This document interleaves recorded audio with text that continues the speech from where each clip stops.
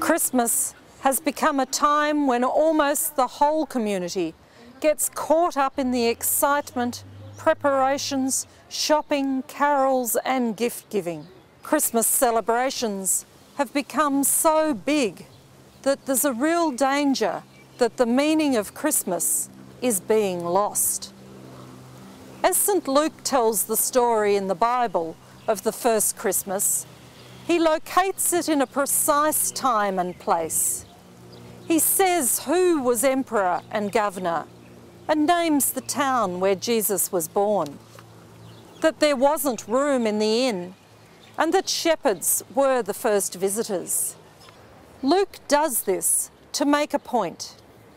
It's not to tell a sweet story or to provide images for Christmas cards. It's to tell us emphatically that God has acted decisively and unexpectedly. God broke into the world with love and vulnerability, bringing a message of peace, hope and joy. God identified with the powerless, the poor, the oppressed and the homeless that first Christmas. The relationship between God and humanity will never be the same again.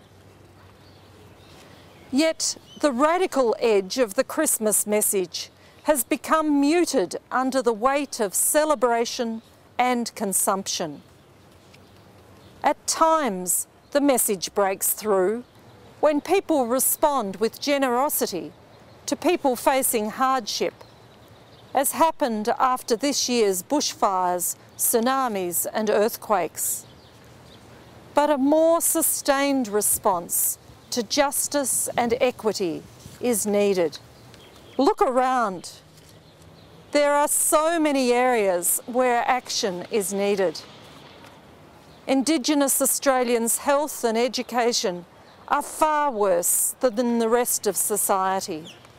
We continue to demonise asylum seekers in the way we speak about them and expect them to be able to live without access to support. And amidst the excess of Christmas celebrations, do we hear Jesus' call to live treating our neighbour as we wish ourselves to be treated? Living with less greed and with a smaller footprint is fundamental to the message of peace and goodwill for the whole world. In this particular time and place, God still breaks into this world. God is here with us. That is as startling now as when the shepherds first heard the message. They were galvanised into action as they went and saw for themselves the baby Jesus lying in a bed of hay. They then told everyone the good news. What will you do in response to the message of peace and God's presence with us?